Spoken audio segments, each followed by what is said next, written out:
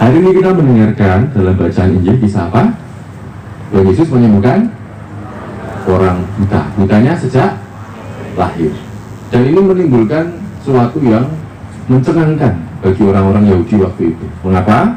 Tadi dikatakan belum pernah ada orang yang bisa menyembuhkan orang buta sejak lahir. Kalau pernah melihat terus sakit nggak bisa lihat, habis itu disembuhkan itu ada. Tapi kalau buta sejak lahir mungkin genetik gitu ya, itu belum ada. Makanya nanti pada ribut, kok bisa menyembuhkan orang buta sejak lahir. Yang kedua, cara pikir orang Yahudi waktu itu, kalau ada orang buta sejak lahir atau punya cacat apapun sejak lahir, itu bagi orang Yahudi waktu itu berarti karena dosa. Ini pasti bapak ibunya dosa ini, maka anaknya lahir kayak gini gitu.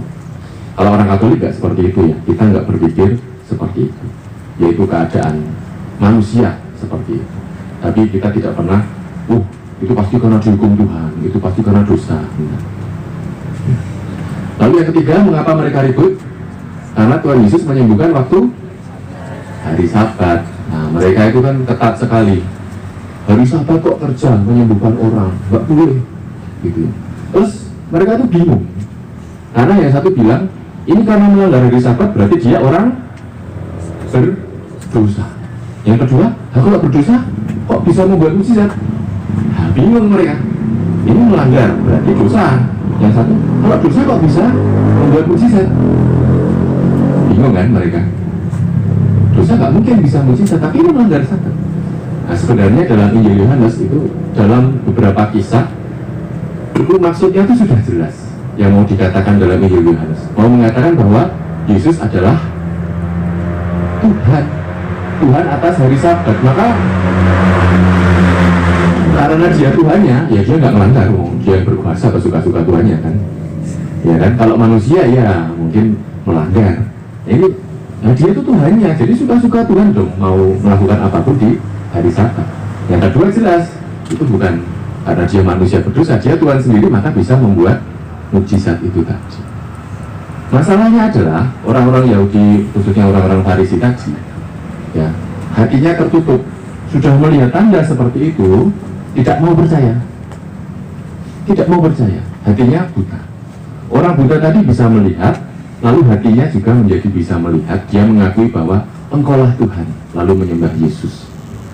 Sementara orang-orang Farisi, meskipun sudah ada tanda, sudah bingung, ini kok melanggar berarti dosa kok bisa mukjizat. Harusnya kan, ini Tuhannya ini yang berkuasa atas hari Sabat. Tapi mereka tidak mau mengaku, hatinya menjadi buta.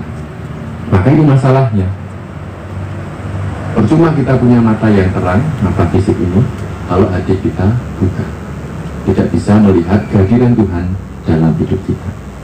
Dalam bacaan kedua tadi kita mendengar, saudara-saudara, dahulu kamu hidup dalam kegelapan, tapi sekarang kamu hidup dalam terang Tuhan.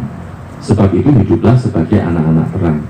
Karena terang hanya berbuahkan kebaikan, keadilan, dan kebenaran. Kita diajak untuk hidup sebagai anak-anak Allah, anak-anak terang.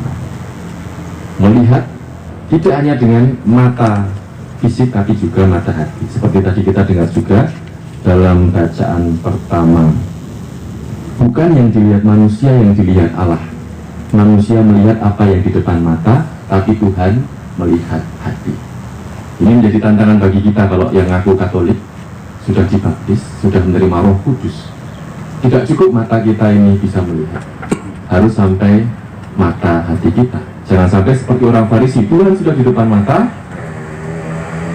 tapi mereka menyangkal, tidak mau menyadari. Kadang-kadang itu terjadi juga dalam hidup kita. Ada orang yang mengatakan dirinya ateis, gitu, tidak percaya Tuhan. Tapi tahu nggak, dulu pernah ada orang ateis di Amerika terkenal. Itu waktu menara World Trade Center tahun 2001 itu ditabrak pesawat terus ambruk, dia diwawancara. Tadi barusan, kan dia ateis kan, diwawancara itu. Dan Anda mendengar, tadi barusan menara WTC itu hancur ditabrak pesawat. Dia langsung teriak apa? Oh my God. Padahal katanya ateis. Ya, ateis tapi oh my God.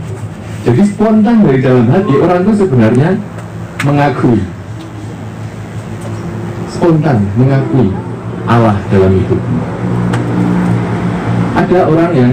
Ada anak muda bilang, Romo, saya nggak mau berdoa, karena orang berdoa itu lemah, berarti saya minta tolong Tuhan. Terus jawab Romo itu, ya sekarang kamu masih kuat, nanti kalau kamu butuh, baru kamu teriak Tuhan. Jadi kadang kita tuh sombong waktu masih kuat, waktu merasa masih bisa, kok nggak butuh Tuhan gitu. Tapi nanti ketika kepepet, pasti hatinya akan ke sana. Udah berulang kali terjadi. Udah dalam kesulitan, apalagi dalam saat-saat yang dalam bahaya maut itu langsung oh my God itu tadi. Hatinya langsung teriak kepada Tuhan. Maka janganlah menyombongkan hatimu di hadapan Tuhan. Gak usah nunggu kamu tertekan, gak usah nunggu kamu terjepit baru minta tolong pada Tuhan. Tetapi bertekunlah sejak sekarang bahwa Tuhan itu ada dalam hidupmu, sudah senantiasa memberikan banyak berkat. Sadarilah dan berterima kasihlah kepada Tuhan, supaya kita sungguh-sungguh menjadi anak-anak terang. Maka sudah semangat saya mau ngajak kita menyadari sebagai anak-anak Allah. Kita nyanyikan lagu Aku si anak Allah. Tahu gak aku? Aku si A, aku si A-N, aku si A-N-A-K-A-L-L-A-H. Ku punya Y-E-S-U-S di dalam H-A-T-I-ku, dan ku kan beroleh H-I-D-U-T-K-E-K-A-L. Ya. Karena kita yang dibaptis, kita jadi anak Allah, dan kita tahu nanti tujuannya kan hidup kekal. Ya. Hidup di dunia ini sementara, berapa tahun sih? Yang kita harapkan adalah hidup kekal. Ya coba. Aku si A, aku si A-N, aku si A-N-A-K-A-L-L-A-H. Ku punya Y-E-S-U-S di dalam H-A-T-I-ku, dan bukan beroleh H-I-D-U-P-K-E-K-A-L. Aku si A, aku si A-N, aku si A-N-A-K-A-L-L-A-H. Ku punya Y-E-S-U-S di dalam H-A-T-I-ku, dan bukan beroleh H-I-D-U-P-K-E-K-A-L. Pakai tepuk gini ya. Aku si A, rock rock. Aku si A-N, rock rock. Aku si A-N-A-K-A-L-L-A-H. Ku punya Y-E-S-U-S di dalam H-A-T-I-ku, dan bukan beroleh H-I-D-U-P-K-E-K-A-L. Lebih cepat, 1, 2, 3. Aku si A, aku si A-N, aku si A-N-A-K-A-L-L-A-H. Ku punya Y-E-S-U-S di dalam H-A-T-I-ku, dan bukan beroleh H-I-D-U-P-K-E-K-A-L. Aku si A, aku si A-N, aku si A-N-A-K-A-L-L-A-H. Ku punya Y-E-S-U-S di dalam H-A-T-I-ku, dan bukan beroleh H-I-D-U-P-K-E-K-A-L. Sekarang versi Inggrisnya. I am a C, I am a CH, I am a CHRISTIAN, and I have CHRIST in my HEART, and I will LIVEETERNALLY. I'm a Christian, I have Christ in my heart, and I will live eternally. Ya kan? Coba yo. I am a C, I am a CH, I am a CHRISTIAN, and I have CHRIST in my HEART, and I will LIVEETERNALLY. Bisa? Wow. I'm a Christian, I have Christ in my heart, and I will live eternally. Okay, 2, 3. I am a C, I am a CH, I am a CHRISTIAN, and I have CHRIST in my HEART, and I will LIVEETERNALLY. I am a C, I am a CH, I am a CHRISTIAN, and I have CHRIST in my HEART, and I will LIVEETERNALLY. I am a C, I am a CH, I am a CHRISTIAN, and I have CHRIST in my HEART, and I will LIVEETERNALLY. Ya. Jadi selalu ingat itu. We are Christian, kita anak-anak Allah, kita pengikut Kristus, kita punya Yesus dalam hati kita. Jangan butakan hatimu, jangan nunggu nanti kesulitan baru minta tolong pada Tuhan. tetapi setialah selalu dengan Tuhan Yesus yang tinggal di hatimu, karena tujuan hidup kita bukan cuma hidup yang terbatas di dunia ini, tapi hidup kekal yang menanti kita. Keabadian itulah yang menjadi semangat kita untuk senantiasa berbuat baik dan bersemangat sebagai pengikut-pengikut Kristus di dunia ini.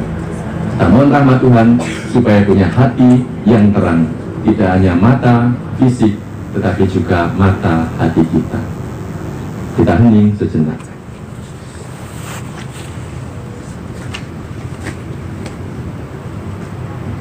Kemuliaan kepada Bapa dan Putra dan Roh Kudus, seperti pada permulaan, sekarang, selalu, dan sepanjang segala abad.